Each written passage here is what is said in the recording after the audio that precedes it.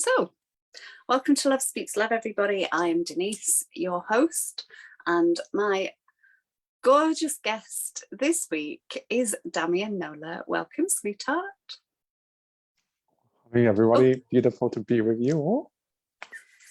And this is a return visit. So last time we spoke about the science of light language. Is that how we put it? I think it was. I believe so. And this one was instigated by a dear mutual friend of ours, a mutual wizard called Merlin. So it was Merlin that instigated this one. He gave Damian a bit of a nudge. Damian gave me a bit of a nudge, and here we are. And we'll talk more about that shortly. Okay, so without further ado, we normally start Love Speaks Love with a little heart-to-heart connect. So we're going to do that now. So I invite us all to bring our awareness to our heart space in the center of our chest. And let us all breathe love into our beautiful hearts. And on your out breath, releasing anything that your body wishes to let go of, any old energies, old emotions, any old beliefs and programs that your body is ready to let go of. And as we breathe love into our hearts, that love is spreading to every cell of our bodies, going deep into the DNA,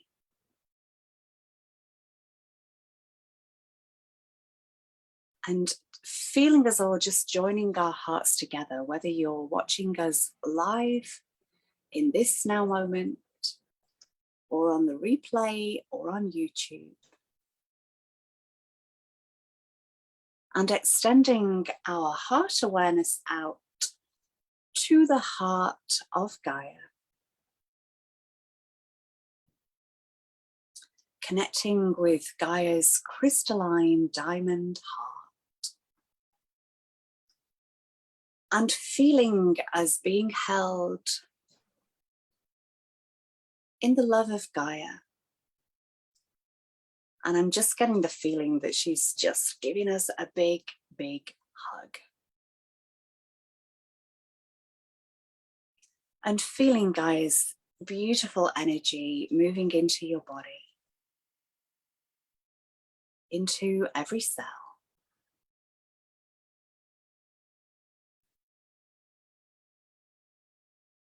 And extending our heart awareness out to the heart of the sun, connecting in with those solar codes, feeling that solar energy moving into our hearts, into every cell. And extending our heart awareness out to the heart of Source Creator.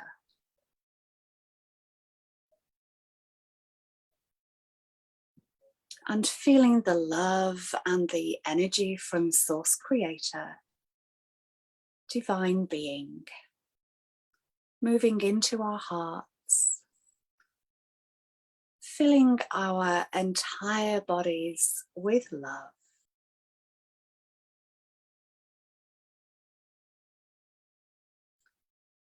And feeling the connection between Damian's heart and mine, and everybody else that's with us.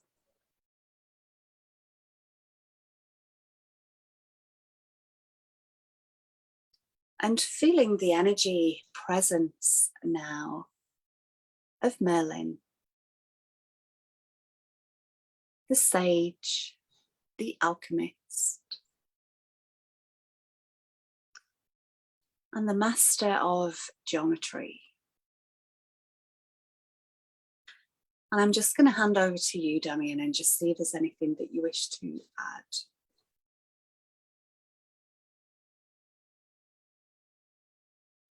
So just resting into Merlin's divine presence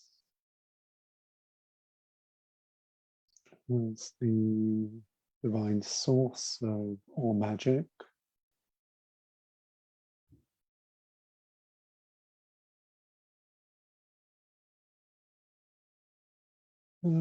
Considering that over the course of the conversation that is to ensue or follow, that there's this invitation to just continue to rest into and deepen within that as a blessing for your life.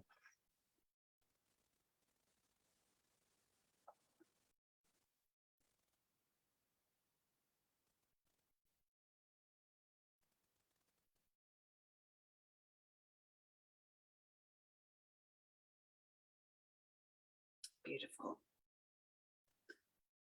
Any more? That's it for now. Thank you very much. Thank you, Merlin. Thank you, everybody. Okay. So where to start with this one? I think where I will start is just to get some, what's the word? Some kind of background, some foundation into Merlin and into your connection with Merlin. So how did that start, and how do you connect with him, like, and what does he feel like to you? So my connection with Merlin really began in childhood with a deep interest in magic and meditation and healing, the path of awakening. And that took me down sort of several different pathways of exploration, most noticeably in my sort of early teens with Wicca, which I'm sure you're familiar with and those watching will be familiar with. Wicca basically being, I suppose you could call it a neo-pagan religious path, working with what most people would call witchcraft. There's obviously many various different understandings of what witchcraft is. To myself, witchcraft is really the, well, if we look at the etymology of the word witch, we understand it to really mean wise one. So it's really this deep process of what it is to open into wisdom or clear seeing of reality. The root of the word, wai, means to weave. And that also relates to tantra, which means to weave, or the loom of life. And so that deep relationship with all of life that comes from that. And then in my mid-20s, I began to work with a healing modality and path of awakening called vortex healing that has Merlin as its root. Merlin is seen as the avataric source of said lineage and healing modality and path of awakening. And from their perspective and understanding, Merlin is seen as, we said, as a avataric source of all magic. So that aspect, shall we say, of divinity that expresses the quality of magical transformation. And then there is what is known as the Merlin Lineage, who are, shall we say, the holders of that particular lineage through time, of those teachings. And the being that we know historically as Merlin from King Arthur's times, is seen as one member of that particular lineage. And as far as I know, there have been, I could be wrong with this, but sort of 17, something around that number of people in that lineage since its original conception. And so there is a difference between the historical Merlin that we know of, who was a karmic human, like you and I, who moved into this focus of alignment with that lineage and was holding it. And then the being Merlin, who is the avataric source. So it becomes tricky somewhat in terms of when we're talking about Merlin. Are we talking about historical Merlin, or are we talking about the avataric source? Because they're two very different things in that sense. And so working with this particular lineage, feeling my relationship with Merlin really deepened, and my understanding of magic has really deepened in terms of the truth of what magic is, and we'll get more into that at a later point. But how do I experience Merlin?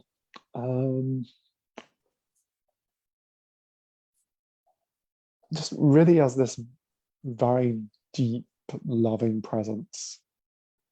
It used to be also more so that I would experience Merlin as, shall we say, sort of an external being.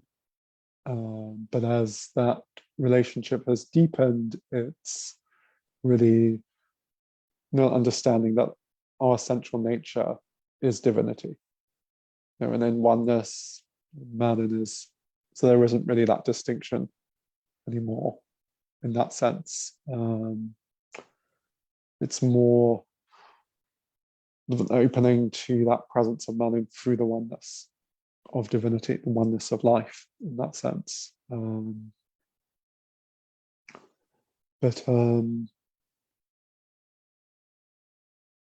Yeah, just like a very dear, dear, loving friend. That's how I would put it most simply. And when you're talking about this, are you meaning, you're meaning like cosmic Merlin?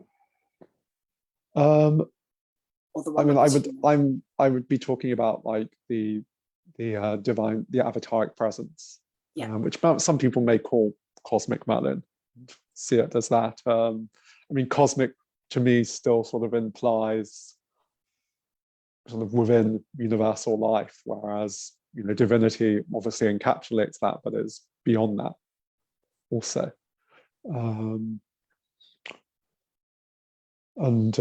So yeah, to keep it simple through the language that I'm using, I would say I'm referring to like the avataric presence of Merlin in that sense. And then there's also a way in which one can tune into those Merlins within the lineage as well. And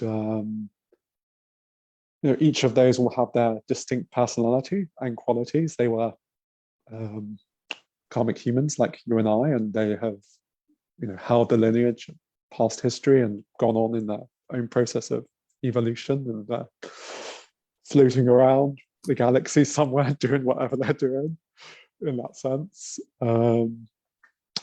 Some in higher dimensions, some possibly back in incarnation. I'm not aware of such myself. I haven't done so much of that sort of type of work in terms of tuning into those beings in the lineage. My relationship is much more with the sort of avataric source, I'm working directly with that. I feel like I want to get a little bit deeper into what you mean by the avataric source. So yeah, if you could just expand on that a little. Okay, sure. Yeah, absolutely. So if we think of divinity as ultimately being absolute mystery, out of compassion and grace, so that we can connect with it, it manifests itself within various different particular forms. So Divine Mother would be one particular expression of the one divinity, and that has a very particular quality or flavor to it. Christ would be another, Krishna another, etc., etc., etc. So Merlin is one particular expression, and that expresses each particular expression of divinity has a particular, as we said, flavor to it. So Christ, for example, would be compassion. Divine Mother would have that motherly heart quality. Merlin is expressing this quality of magical transformation. And the Merlins of the lineage would be a karmic human like yourself, myself, who there's a certain sort of resonance with that aspect of divinity sense, and a certain sort of place where the heart is aligned with that. And so Merlin, the avataric being, is the source of the lineage, and then that is, shall we say, grounded into manifestation on the earth through, us here, in that sense. Gotcha. All right. Okay, where do you want to go from there? Do you want to talk about maybe what your definition of magic is? If you could expand on that a bit, please. Yeah, sure. So if we look at the etymology of the word magic, we trace it back to its Proto-Indo-European source.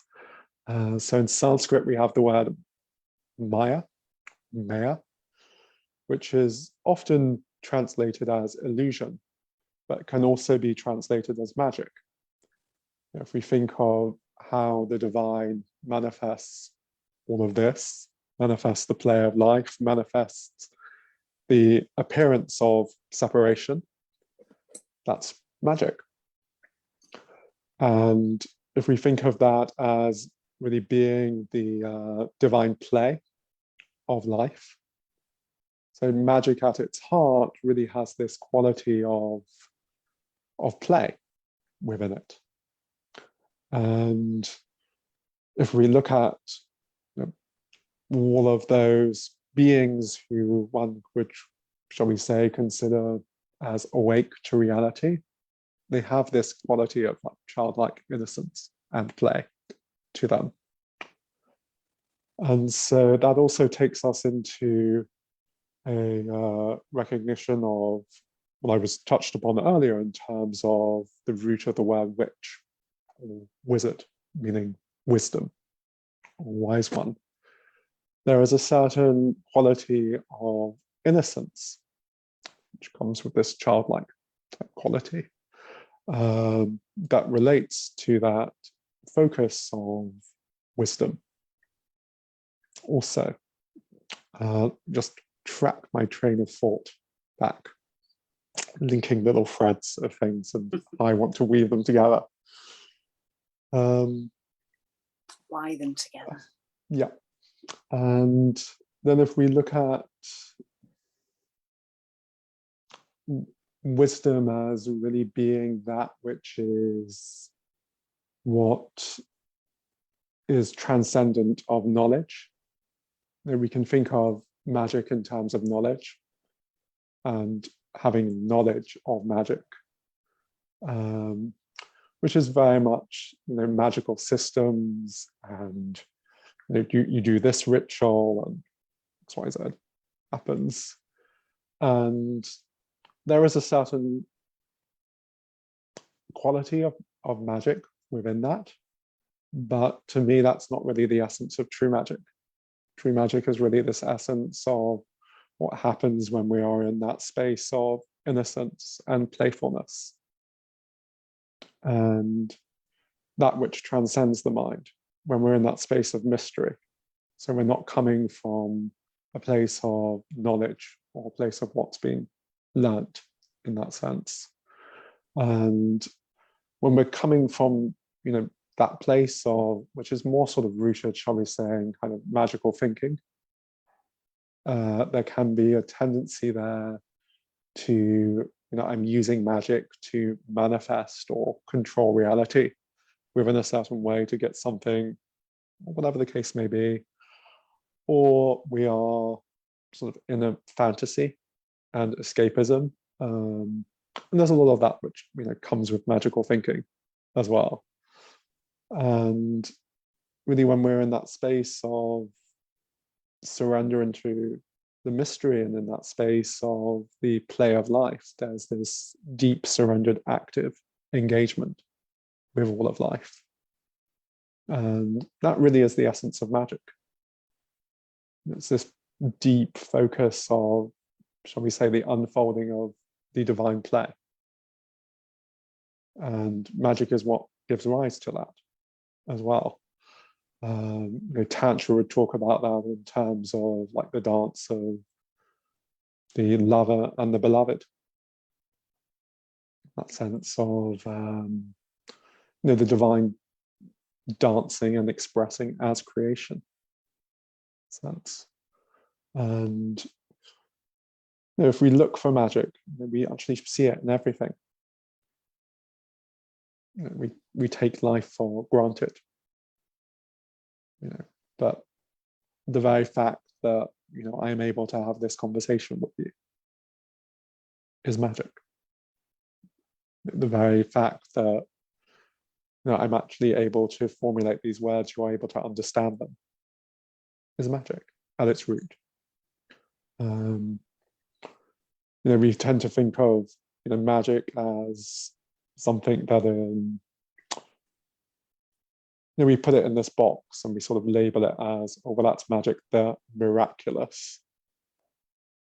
But this is miraculous. It's like you think about it and the mind just goes. And so coming back to that, and that also requires a certain type of innocence and openness to actually really experience this as miraculous. Because as soon as we ascribe knowledge to it, which is that sense of learned, we look at this and go, oh, well, that's a hand. It's a big deal. But you look at this and you don't attach the label hand to it, or come at it from that space of approaching it with the mind, and all of a sudden it becomes something completely mysterious, and it's like seeing it for the first time in that sense. And that's really that dance of the play of life, what it is to come into each moment as fresh and to experience life as fresh in each moment. And obviously when we are deeply enmeshed in our issues and our stuff and our identity, that's not easy, because we're shut down and we're locked in to that stuff. But when there is the grace in which there can be a, shall we say, opening to freedom or space to see things from a different perspective, even all of our issues and all of the seeming madness of life can also be seen as divine expression. And that ultimately then changes our relationship to it. Rather than being in resistance to it or judgment of it or struggle with it. It's, what happens when we actually meet it. And then in that space, there is the potential for magical transformation to actually begin to take place, because we're not coming from a position. And really, if we open to the essence of true magic, that's what we're opening to. We're opening into this deep focus of intimacy and engagement with all of life. We're opening into really the essence of true love, and what that actually means. Our understanding of that word is, I mean, we have no understanding of it whatsoever. We like to think we do, but really we don't. If we're honest, we are graced to, shall we say, sort of have momentary glimpses of that and openings to that, where we are really touched by that essence of love. But that's it's actually pretty rare. Usually our experience of love is obscured by all of our conditioning and our stuff. Which doesn't mean that it's not still there. It absolutely is still there, but it just comes with the obscurations and the layers stuff. And our process of opening to love and opening to magic is really a deepening into that process, whereby we can release those obscurations, and then really come into a focus of deeper presence and deeper active engagement with life. And that's really, from one perspective, the Maya is seen as I said, the illusion, and the play of separation. But from another perspective, it's seen as that dance of divinity, dancing as creation, dancing as life, as this. And so it's seen as that which also really leads us into deeper relationship with our true nature. In terms of alchemy, which Merlin is also seen as the source of all magic. Within the lead, the stuff of our karma and conditioning, the stuff of separation, the stuff of life is seen as seed of enlightenment. In that sense, so it's all there within magic. It's not that we have to go anywhere in that sense. Like what I touched upon earlier, where we tend to sort of put magic and we label it as something sort of out there and miraculous. But it's actually right here in this moment, if we are willing to actually open to it. Even in the midst of our deepest experiences of separation, that's divine manifestation also. And the invitation is to discover it there, to open to it there, if we wish to, or if it's our path to do so. That's a sort of little bit about magic in a short few minutes. Awesome. So where do you think we kind of, I mean, you've touched on this already, but to go deeper into it, where do you think that we've kind of got it wrong with magic? I think it really maybe comes not from, wrong, but there's more to know. Yeah, I think it really comes from that place whereby we, as, shall we say, ego, have projected our ideas onto magic. So there, from ego, there's going to be the desire to possess magic for oneself, and what I can do with magic, which really comes from our egoic-based desire for control, rooted in survival. And so really to open into true magic requires that deep depth of surrender and it requires us to open into what I touched upon earlier in terms of that kind of quality of innocence and play, rather than that sense of my will and what I want. It's, what happens when the eye align with divine intention. And that requires a deep level of trust. And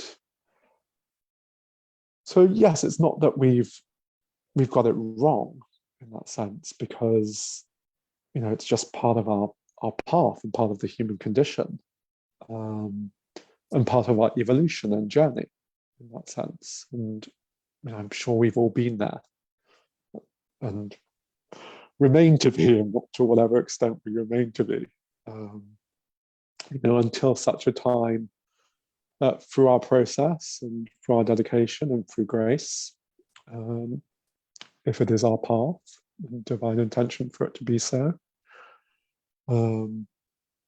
there is something cracks through that, and something begins to open, and we begin to realize there is more to life than just survival, control, my wants, my needs, my desires.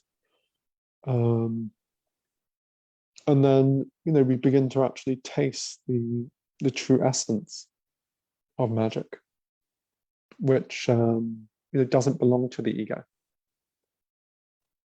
Magical thinking, as we touched upon earlier, is very much around this sort of sense of, I'm going to use magic to create this,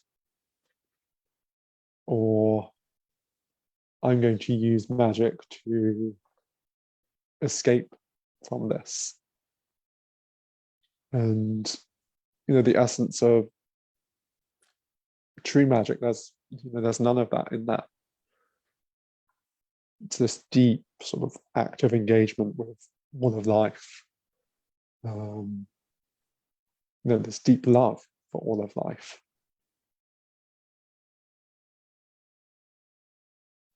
I think, to me, when you first start noticing things like synchronicities, or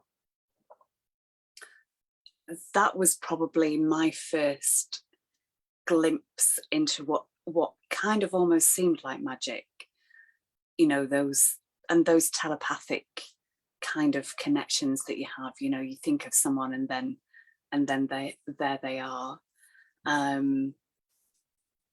or they ring. But it was, the synchronicities and the magic of life, like, you think about something, or you're in a bookshop and you're like, I wonder about, and then the book falls off the shelf, or, and it kind of seems that the things that we can't necessarily explain by science get kind of like put in the magic box.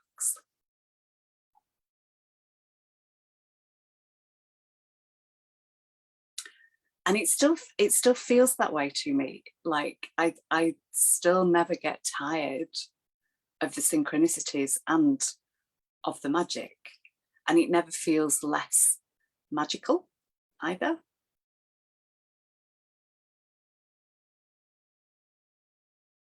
Okay, where next? Yeah, just touching upon what you've just mentioned, it is inexplicable. Magic is, in its essence, that which is inseparable from mystery. And we try to explain it away, but then it becomes, we've made it into an object in our mind, and we've made it into something that it's not. Sense. And really, just to, and I keep on saying it, but it's obviously a point that wants to be wants to be repeated and wants to be made. And sometimes it's useful to hear these things, in different ways, to hear them again. Just that understanding of really the essence of true magic as being what really enters into our life from that place of deep play, deep innocence, deep surrender, really.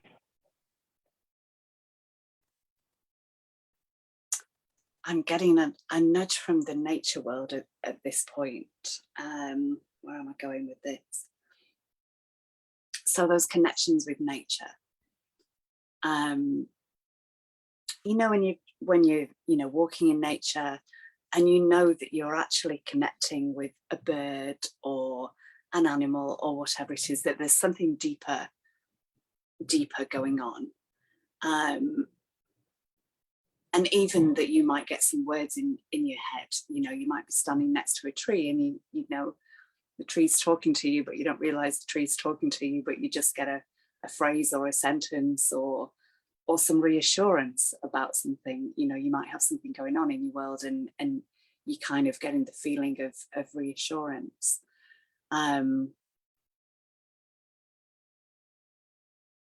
When the robin sings to you, when you've had a loss and you see a butterfly or you see a double rainbow or something. I remember when a dear friend of mine died years ago, like 20 years ago, and driving back from the hospital when she was in intensive care, seeing like a double rainbow. And those always seem really magical to me, that the universe is knowing that something's going on in your world and is kind of like, for me in Australia, the number of times that I saw wallabies when I was at a bit of a low point and sitting outside, I might have been having a little cry or whatever, and then boing, boing, boing, boing, a wallaby would just like jump across into my view. Or the fairies leaving you, a gift or something along those lines. Those always seem really kind of, when you're aware that there's something deeper, like you say, of the mystery, when that really kind of slaps you in the face, that's when you become aware of the magic. Yeah, absolutely. It's as I said, it's it's here. It's not something that we have to go anywhere to find. We can open to magic in this very instance. There's magic in absolutely every aspect of life. And so saying earlier, when we're locked into our issues and our stuff, it can be very difficult to see that. And we can just see like, oh, a bird. We take it for granted. But when we are aware of the deeper essence of life, and we open really into, as you were saying, the mystery of that, what actually opens and becomes available. Life becomes something very different.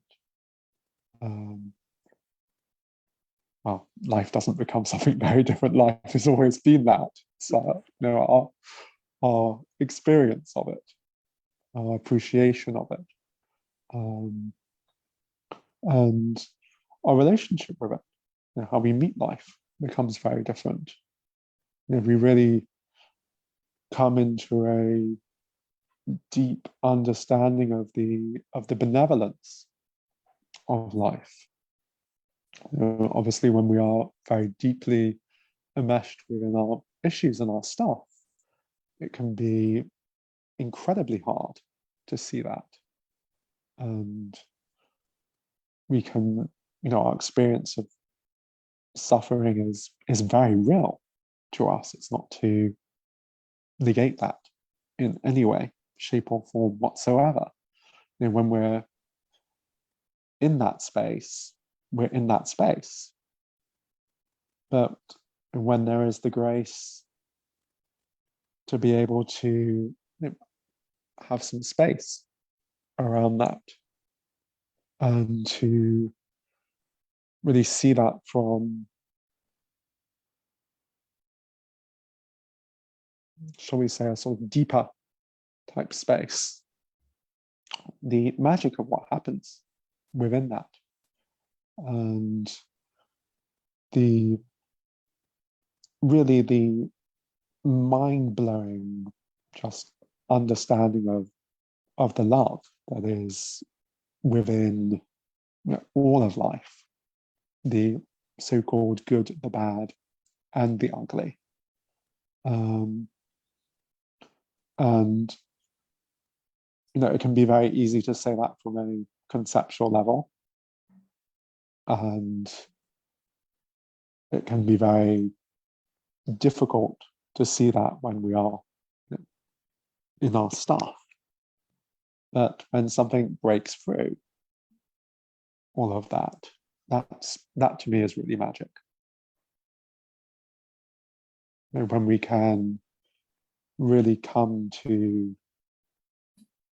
touch upon that love, even in the deepest places of separation, and the deepest places of the insanity that the human ego structure and its madness can go to, and it can go to some pretty crazy mad places. But when we are actually really able to meet that from that place of love, that to me is magic. And to really bring a deep focus of presence to all of that. To really be in that space of surrender to what is it that is actually required here. And not from our space of mind and wanting to control or manipulate the situation from our judgments, our stuff. And we're on a journey with that. We're not going to be perfect with that by any means. But part of the journey is our deepening within that, and our exploration of that, and how we can embody that to a greater extent each day within our lives, and to not be coming from that place of magical thinking, which is that space of wanting to control, or wanting to escape, however well-meaning our intentions are, because we can have the best intentions in the world, but we don't necessarily see the bigger picture. Or we can have an intention for healing, but it's coming from a place of I want healing, rather than from a place of okay, I'm just surrendered into the flow of healing. And however that's arising as a movement of divine intention and magic. And really the path of, shall we say, a wizard, a witch, one who has a relationship with Merlin, use whatever word you want to use for that. I'm using the word wizard and witch because it's a word that we use to describe that, but if you're comfortable with another word, use it by all means. Is really that path of that deepening into relationship with the source of all magic, deepening into that focus of relationship with love, and how that supports us to really just be present here. It's, because all of our issues, all of our stuff is what moves us out of presence. it moves us into, identity with all of that stuff. And then we enter into resistance with that, and all of the sort of stuff that we do to try to manage that. And that's part of that's part and parcel of the play also, as well. And part of the development of spiritual discernment and discipline is learning to recognize that.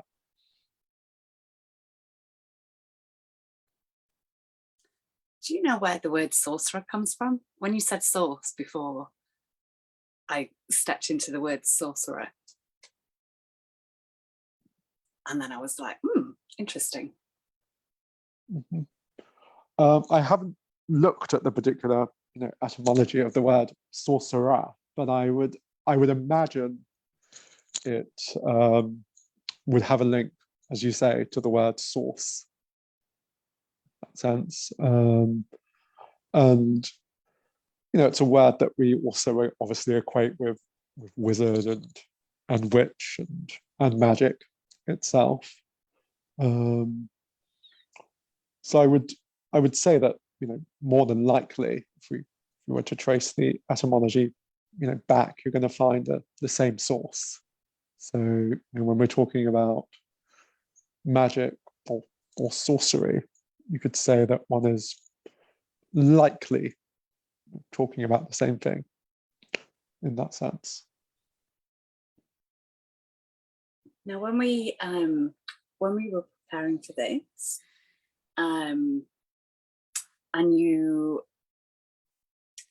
so we were saying what true magic is versus magical thinking, in brackets, people's ideas of what magic is, what is often rooted in fantasy. Do you want to just expand? I know we have already, but specifically, do you want to expand a bit more on that? Yeah. So, when we think of magic from that place of the agoric sense of I, it's very often rooted in that sense of I want to possess the magic to give me and I want to be God and I can have control over reality. And we see that in terms of science fiction and fantasy films, and to have magic and to have power, and I can do disappear and all of that sort of type of stuff.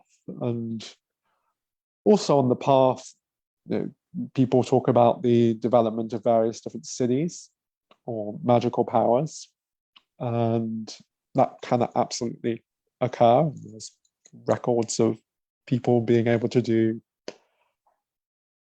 things that we would call miraculous in that sense. And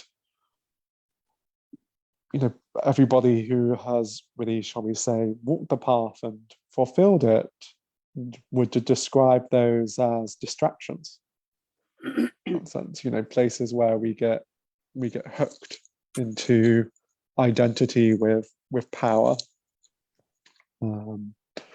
which on the flip side of that is going to be issues around powerlessness and a sense of I need to control life because I don't feel safe. And as I was touching upon earlier, when we really open into that essence of true magic, it's really a deep opening into the understanding of the ultimate, absolute, benevolent nature of life. And from a sort of magical thinking fantasy type place, we can then sort of have the sense of, well, if life is totally benevolent, it means that nothing awful ever happens, and it means there's only good, etc., etc., etc. But life is the totality. It includes the whole rigmarole of the whole shebang, as it were. But really, at the root of all of that is love. At the root of all of that is divinity. And when we're in the play of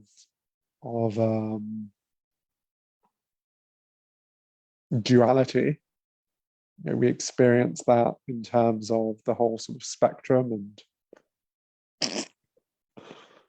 in it. But when there is the space to experience all of that as divine play, our relationship to it changes. It becomes, then we break that focus of identification really with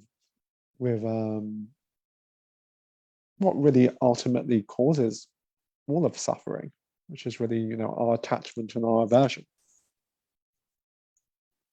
where we're sort of like going, or we're going,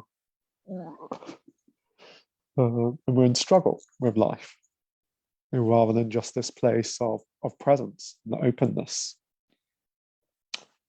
And so the magical thinking is really going to be rooted in that space of, as I said, control, escapism, fantasy, our desire to be God. Even in terms of spells that are very self, that they're not for the highest good, but they're personal gains. Trying to control situations with magic. Yeah. And then true magic is really this space of, we're just surrendered to divinity. And in that space, magic enters and reveals itself, because there's space for it. In that other space, there isn't room for it.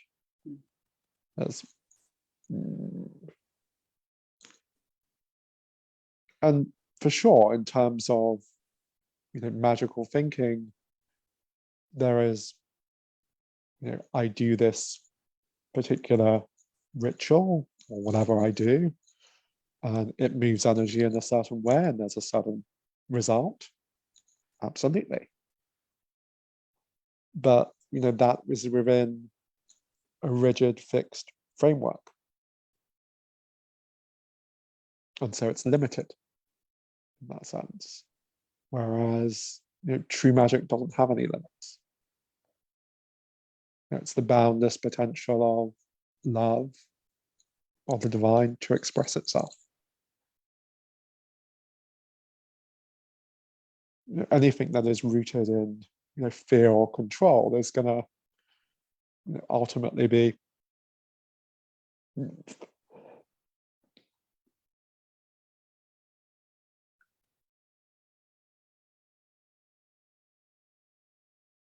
Do you want to share any codes?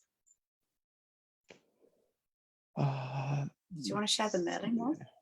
Yeah, I was just thinking that actually. I made you co-host before for that. Let me just pull it up. You don't have to be host, do you? You can do it from co-host. I believe so. We'll soon find out.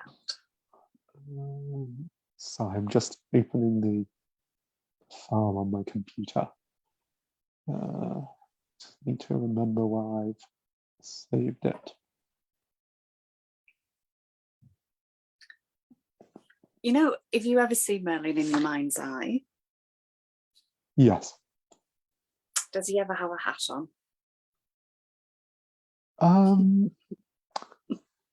I mean, yes. I mean, of course, we're gonna always, project our sort of focal lens upon it in terms of, how we assume Merlin to look in that sense. And I mean, even in terms of looking at, a chakra as well. We can be looking at the same thing, but there's going to be, the focal lens through which we're looking at it in terms of our conditioning, and then there's also going to be, what particular angle we're actually looking at it from also, and to what depth as well, because we can look at a chakra from a very sort of surface level depth, but if we actually look deeper and deeper and deeper, we see something completely different. The same could be said to be true of our relationship with Merlin, or any particular aspect of the divine. If we have a more, shall we say, surface level, for want of better words, relationship and view of the divine, we're going to see it in a very particular way. If we have a lot of religious conditioning, we're going to see it in a particular way, or we're going to project our mummy and daddy issues onto the divine. Whereas if we are really open to the deeper relationship with the mystery of divinity, we experience and see it in a very different way. So yeah, sure, I'll see Merlin with a hat at times, for sure.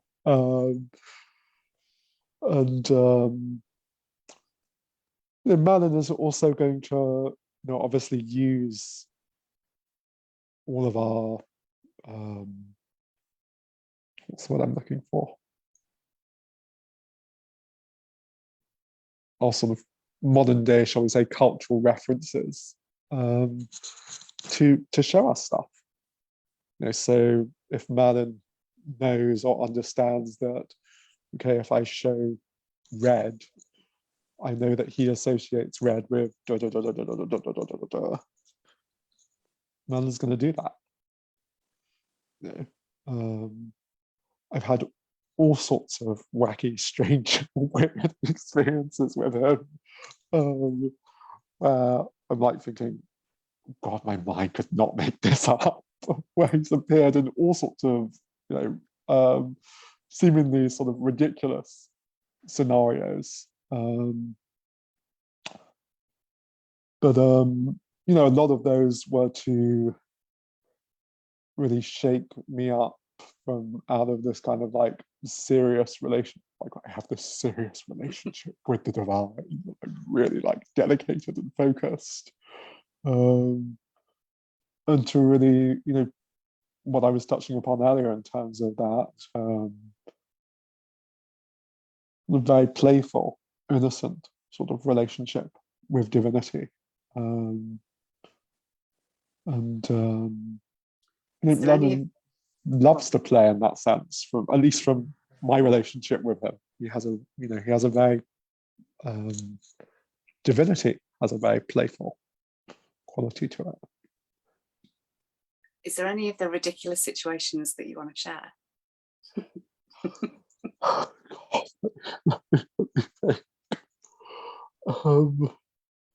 And while you're perusing that idea, I'm totally with you on the playfulness and the humour.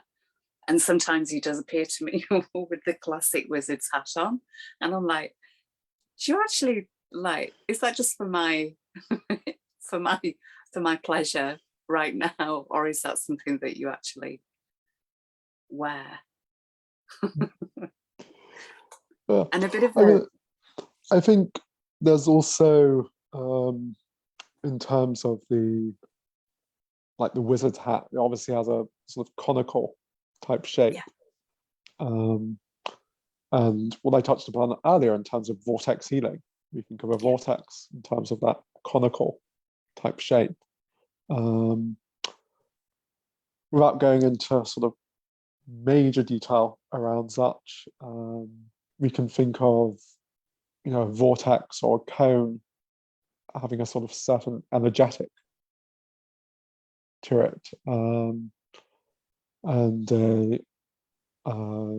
sort of a focusing of divinity or bridging, and so wizards would wear hats like that in terms of that sort of focusing through the higher chakras.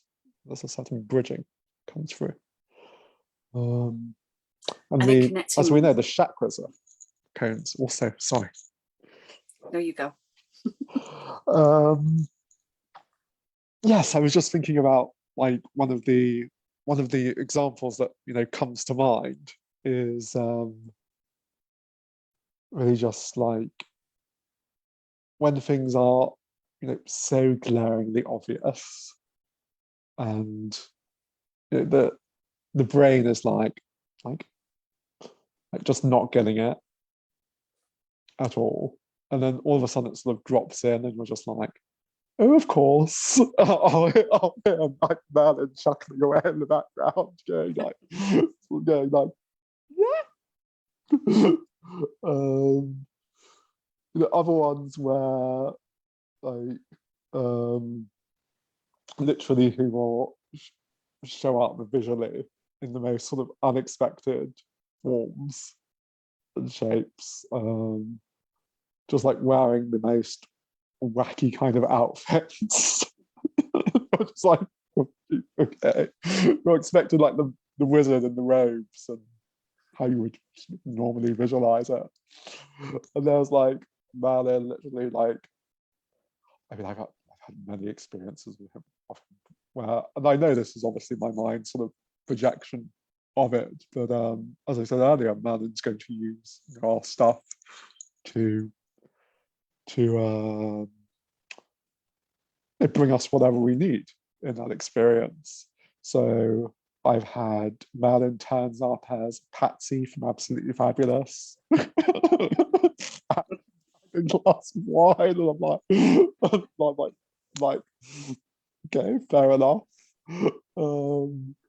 I've had him turn up as very often in sort of clown outfits as well, and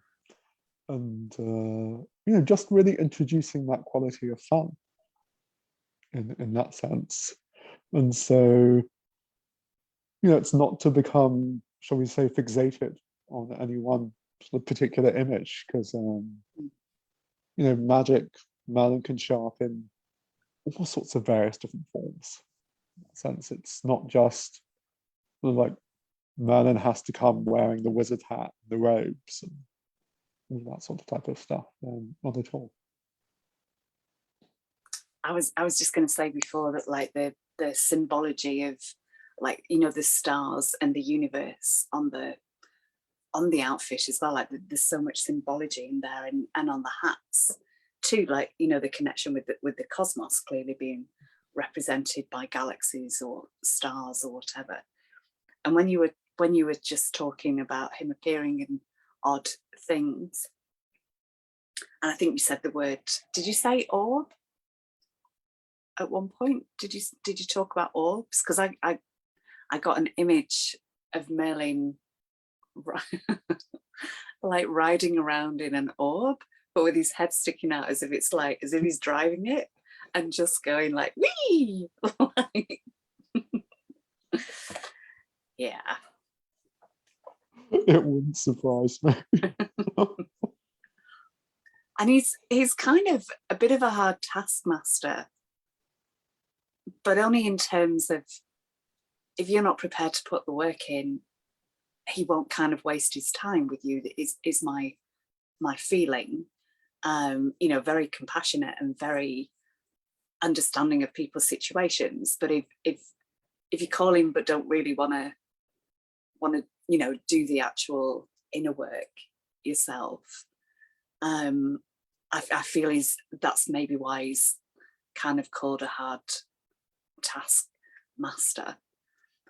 But so funny, like really funny, really playful. Yeah, I mean, I would say there's always grace in every single situation and deep love. But having said that, this is the form through which divinity is unfolding its own process. And so there is a place for focus and dedication and discipline, and like any type of relationship, the more that one puts into one's relationship with the divine, the deeper that relationship develops. And an element of that is grace. And then there's the element of what we bring to the table in relationship to that. And how willing are we to show up in that sense? And some days that's going to be a 10, other days it's going to be a 2. Yeah. Right. And so there is that space for compassion within relationship to that, and saying, okay, I'm showing up to the best of my ability here in this moment. And some days that is even just as much as, okay, divinity, I'm open. And even that can be actually more profound than our divinity. Because in that space of like, I'm open, it can actually be a real sort of like, yeah, I'm open. Rather than what we bring in sort of that position, which can be very much more that sort of focus of like codependence with the divine. I want to get something from the divine, all of that sort of type of stuff that we can also bring to our spiritual practice.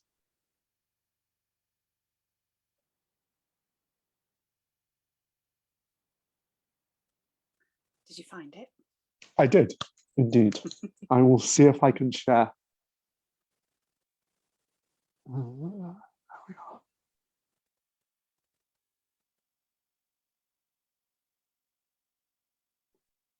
Yay. I think that's working. It's working for me. Yeah.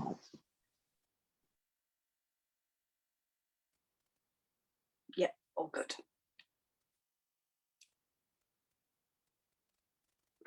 So I don't exactly recall when I drew this, but I think it can only be several months ago. It's not that long.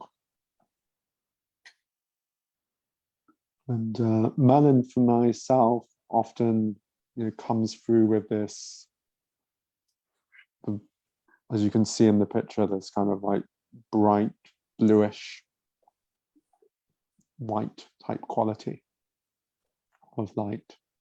And traditionally, that quality of blue light is being associated with this particular quality of truth, or with clear seeing of reality. As I touched upon earlier, I think I mentioned the color red, and saying, if I show him the color red, we know that he thinks of red and he thinks of, it means X, Y, Z.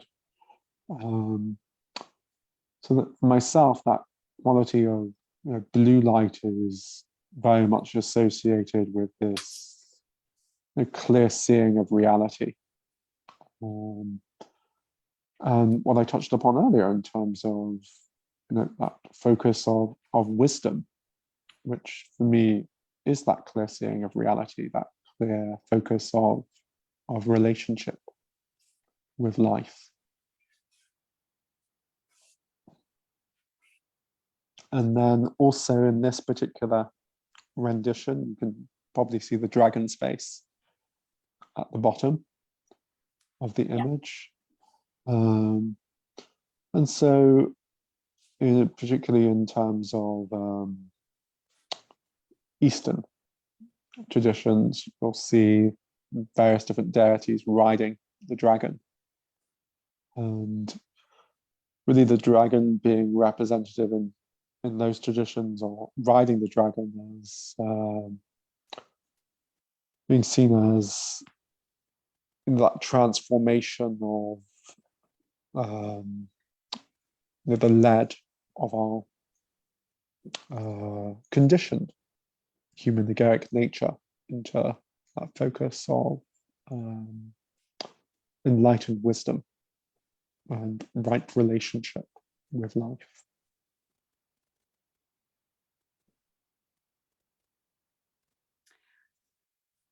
I love that image. I get really lost in that. I see so many beings in there.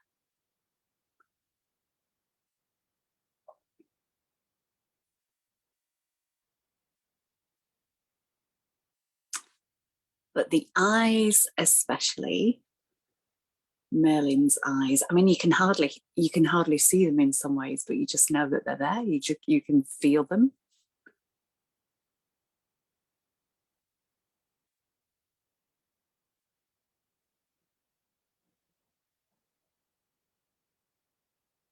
And not just a dragon down the bottom either. There's some little extraterrestrial guy too.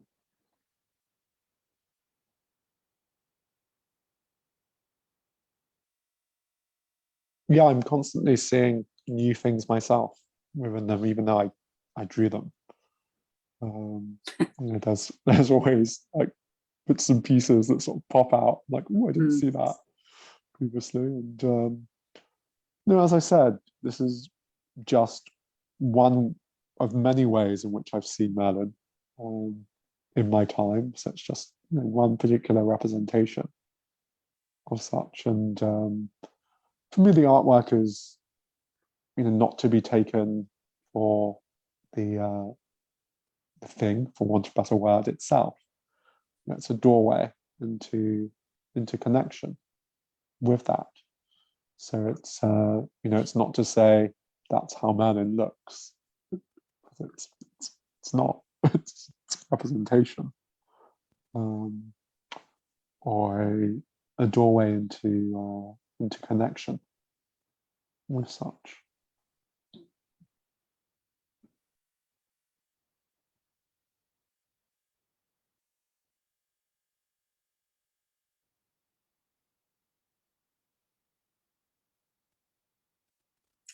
Thank you.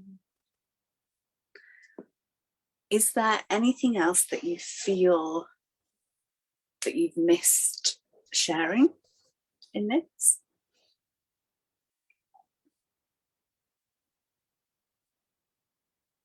Not that immediately comes to mind.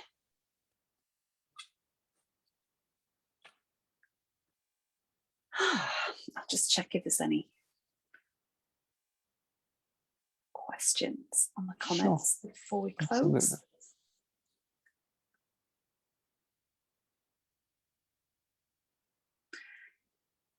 Yeah, Nicole put that he looks like a tree being. It does remind me of the Green Man, that image as well.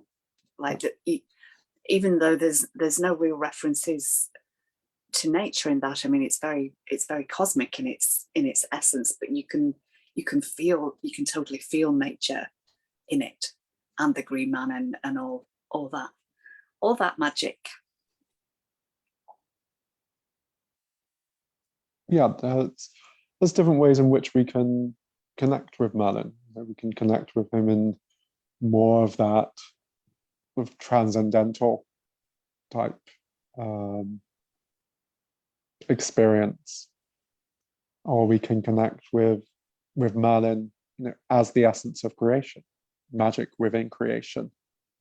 The magic that is within the earth, and one form or expression of that would be arising through nature. And so that image is expressing, shall we say, the sort of totality of that. On one level, it's it's very sort of cosmic and Merlin is transcendental.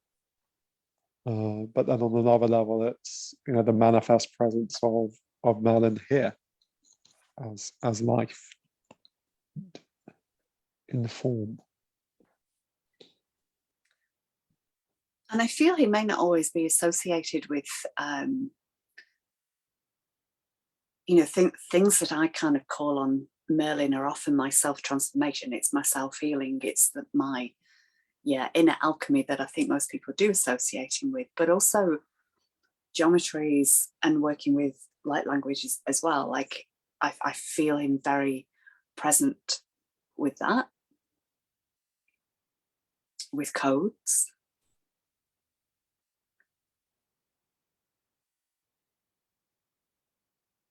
Yeah, and surprising kind of guidance sometimes in terms of like physical body stuff. Castor oil, for example. Yeah, well, I mean, he's ultimately man in his divinity. And so, he's going to bring through that focus of divine intelligence and wisdom, as any divine being would. He's, as divinity, he's seeing things from the bigger picture, beyond anything that we could possibly conceive of. As we said, magic is really what has given rise to all of this. Merlin is the source of all magic, and trying to even conceive of that, sort of brain hears that and goes, okay, yeah, I kind of get what that means. But when we really try to sort of think what that means, the brain just goes,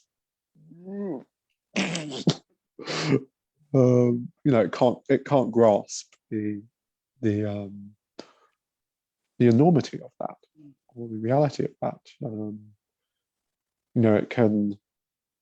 It can experience that in a way, and get to enjoy that. And that's part of the beauty and the play of life, that we get to experience that, even if we can't fully, shall we say, comprehend it in that sense. But in that space where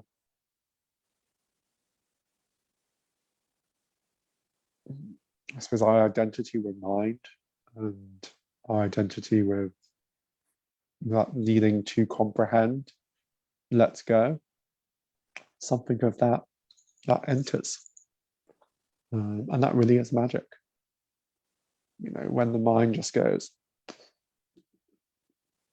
and isn't there, and then it comes back to whatever extent it comes back, and then we have another experience where we deepen it, until eventually, perhaps, who knows, we're fully embodied in that space. That's my understanding of where we're all heading, as far as I can know. But for now, divinity is also here in this experience, as we are. Beautiful. Would that be your last word, or have you more? I think that's it. Beautiful. I feel we are complete too. So thank you very much, Damian. Welcome, a pleasure. And if anyone's questioning, Denise doesn't know how to pronounce Damian's name. Technically, it's Damian. It is, yeah. Damian is equally fine. I mean, 99% of people call me Damian, but my understanding is that the actual pronunciation is Damian, but Damian is completely fine. My mum calls me Damian, my family call me Damian, so it's all good. Well, thank you very much. Thank you. As always a pleasure to connect. And thank you to everybody who's been with us on the live or on the replay or on YouTube. Oh, how can people get hold of you?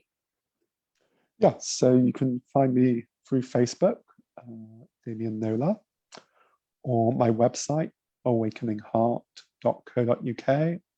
I'm also on Instagram, which is awakeningheart11. fabulous. And I just want to say thank you for the contributions that I received this week as well. And if you want more Love Speaks Love, they are on my Facebook page and also on Inner Peace with Denise, which is my YouTube channel, with lots of other things on there too. So it would be awesome if anybody wishes to subscribe, and if this has been helpful, if you want to share it, pass it along. That is also awesome. I think these kinds of, I think Zoom to Facebook Lives don't run along the algorithms, is my feeling. So yeah, thank you for those that have shared it already.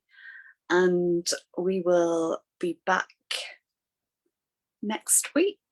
Not sure who my guest is yet next week, but there's a few in the offing. So thank you, Damian. Pleasure. Thank you, everybody. We'll see you soon. Blah, blah, blah.